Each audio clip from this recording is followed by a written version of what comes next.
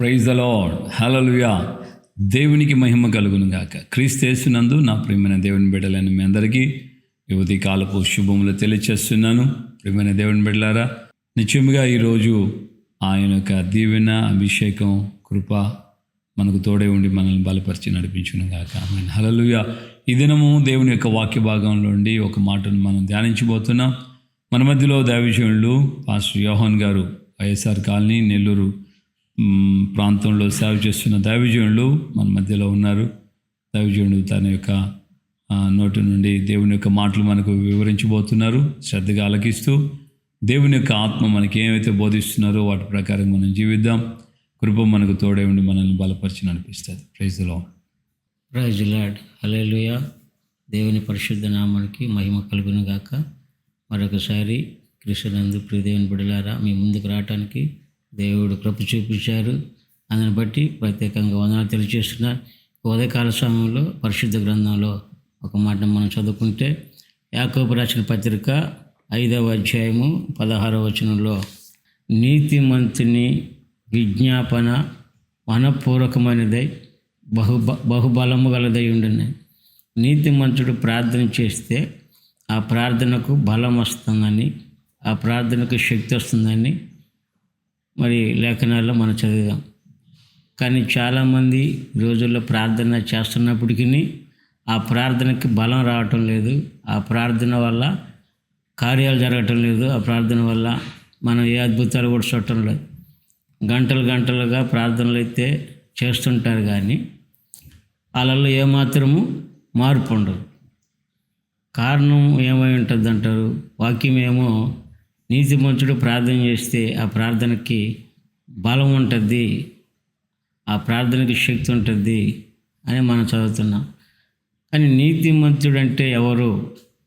నీతిమంతుడు మరి బైబిల్లో మనం చదివితే నీతిమంతుడు అంటే ఎవరు అనేది మనం చూస్తే, అపోస్తలుడైన పౌలు అంటారు కదా, రోమీయులకు రాసిన పత్రిక 2వ అధ్యాయం 13వ వచనంలో, ధర్మశాస్త్రమున వినువారు దేవుని దృష్టికి నీతిమంతులు కారు, కానీ ధర్మశాస్త్రమును అనుసరించి ప్రవర్తించువారే నీతిమంతులు.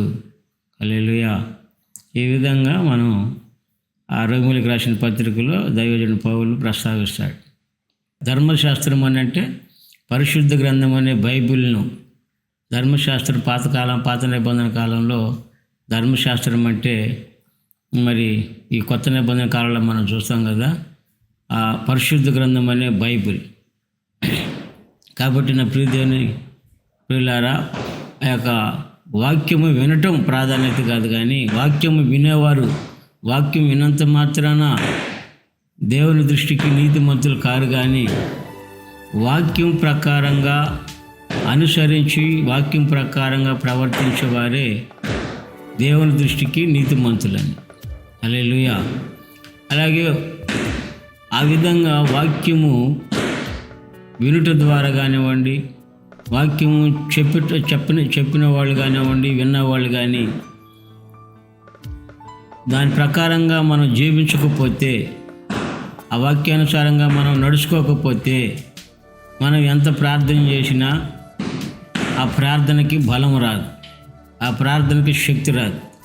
అందుకని చాలామంది జీవితాల్లో మనం చూస్తూ ఉంటే ప్రార్థనలు మరి చేస్తూ ఉంటారు, మరి ప్రార్థనలు అయితే చేస్తూ ఉంటారు, కానీ దీర్ఘకాలికంగా గంటల తరబడి ప్రార్థనకి మరి వాళ్ళు ప్రార్థనలు అయితే చేస్తారు, కానీ వాళ్ళల్లో ఏమాత్రం మార్పు రాదు. ప్రభువా, నా భర్తను మార్చు, నా భార్యను మార్చు, ఇలా ప్రార్థన చేస్తుంటారు, కానీ నా జీవితాన్ని మార్చు, నా బ్రతుకుని మార్చు అని.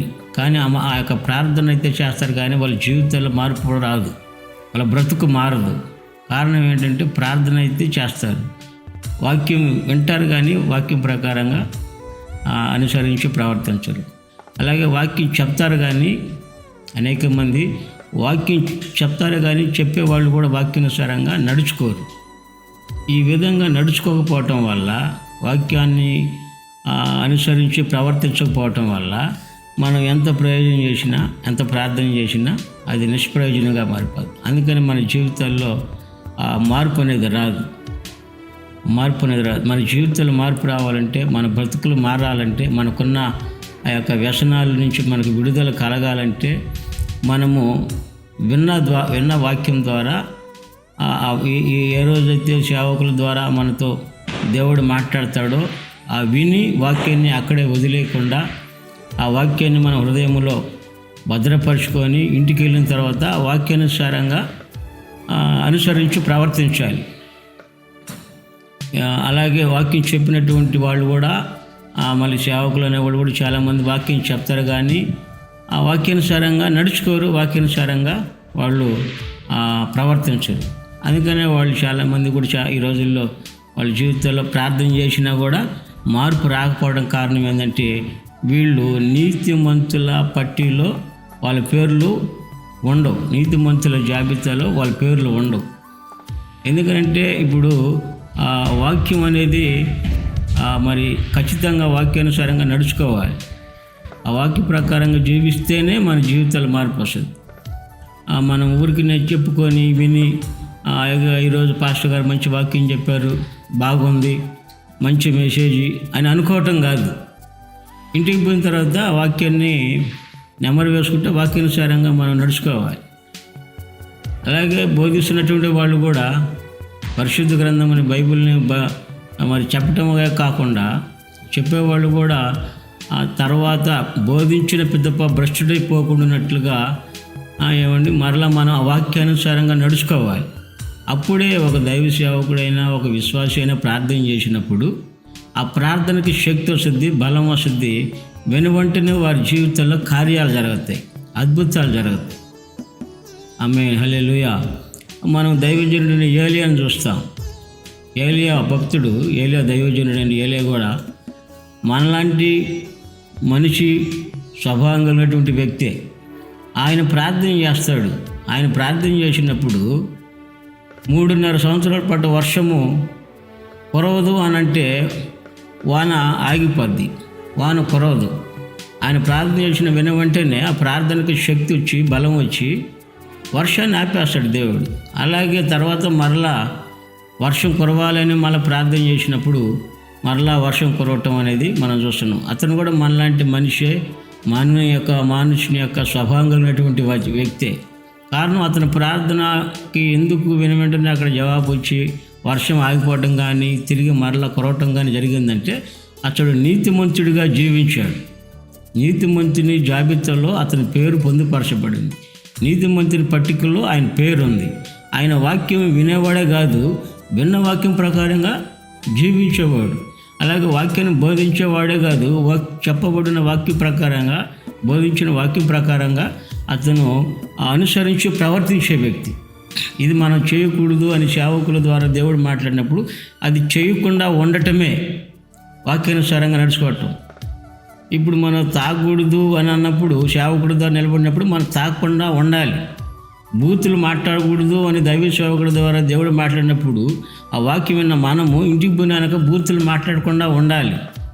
మోసాలు చేయకూడదు అని దేవుడు దైవసేవకులు మాట్లాడినప్పుడు మనం విని ఇంటికి పోయి మోసాలు చేయకుండా బ్రతకాలి. ఇది అనుసరించటం, వాక్య ప్రకారంగా అనుసరించి ప్రవర్తించటం అంటే ఈ విధంగా చేయాలి. అప్పుడే మనము నీతిమంతులుగా తీర్చబడతాము. నీతిమంతుల పట్టికలో మన పేరు ఉంటుంది. అప్పుడు మనం ప్రార్థన చేస్తే ఖచ్చితంగా అవతల వ్యక్తికి ఎన్ని బలహీనతలున్నా, ఎన్ని అనారోగ్యాలున్నా దేవుడు ఖచ్చితంగా అద్భుతాలు చేసి, కార్యాలు చేసి వాళ్ళ జీవితాలను మార్చి, ఏలియా ప్రార్థన చేస్తే ఎలా అద్భుతం జరిగిందో మనం కూడా ప్రార్థన చేస్తే వెంటనే అలా కార్యాలు జరుగుతాయి. హల్లెలూయా. కనుక నా ప్రియ దేవుని బిడ్డలారా, మనము ఈ యొక్క నీతిమంతుడిగా మనం ఉండాలి. నీతిమంతుని పట్టికలో మన పేర్లు పొందుపరచాలి. ఆ విధంగా మనం జీవించినట్లయితే దేవుడు మనల్ని ఖచ్చితంగా మన ప్రార్థనకు జవాబిచ్చి మన జీవితాలు, మన యొక్క ఆ బ్రతుకులు మార్చి ఆ విధంగా ప్రభు మనలందరినీ నడిపిస్తాడని ఆశిస్తూ ఈ కొద్ది మాటలను దేవుడు దీవించి ఆశీర్వదించును గాక. Amen. Praise the lord. Hallelujah. ప్రియమైన దేవుని బిడ్డలారా, చక్కగా మాటలు విన్నాం కదా. నీతిమంతుని యొక్క ప్రార్థన మనపూర్వకమైనది, బహుబలము గలది.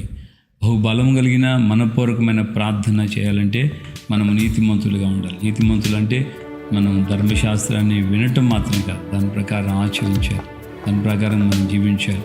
సో బోధించే వాళ్ళైనా విన్న వాళ్ళైనా దాని ప్రకారంగా ఉంటేనే మనం నీతిమంతులమని దేవుని దృష్టిలో లెక్కించబడతాం. అప్పుడు మనం ఏ చిన్న ప్రార్థన చేసినా వెంటనే దేవుడు కార్యం చేస్తాడు. ఇతడైనటువంటి ఏలియా దైవజనుడు ప్రార్థనలు మనం చూస్తాం. అలాగే దైవజనుడు దావీదు ప్రార్థనలు మనం చూస్తాం. ఆయన ప్రార్థన చేసినప్పుడు దేవుడు వెంటనే కార్యాలు చేయటం, సమూయేలు ప్రార్థనలు, దానియేలు ప్రార్థనలు, ఇలాగా చాలామంది జీవితాల్లో వారు చేసిన ప్రార్థనలు, దైవజనుడు పౌలు గారు చేసిన ప్రార్థనలు కావచ్చు, పేతురు గారు చేసిన ప్రార్థనలు కావచ్చు, ఇలాగ పరిశుద్ధులు చాలామంది చేసిన ప్రార్థనలు వెంటనే దేవుడు కార్యాలు చేశాడు. సో ఈ రోజున మనం కూడా ఆ విధమైన నీతిమంతులుగా మార్చబడి ప్రార్థన చేస్తూ ముందుకు సాగినప్పుడు నిశ్చయముగా దేవుడు మనల్ని దీవిస్తాడు. మన ప్రార్థనలకు ఆయన వెంటనే సమాధానం ఇస్తాడు. ప్రార్థన చేసుకుందాం. ప్రేమగల తండ్రి, మీకు వందనాలు.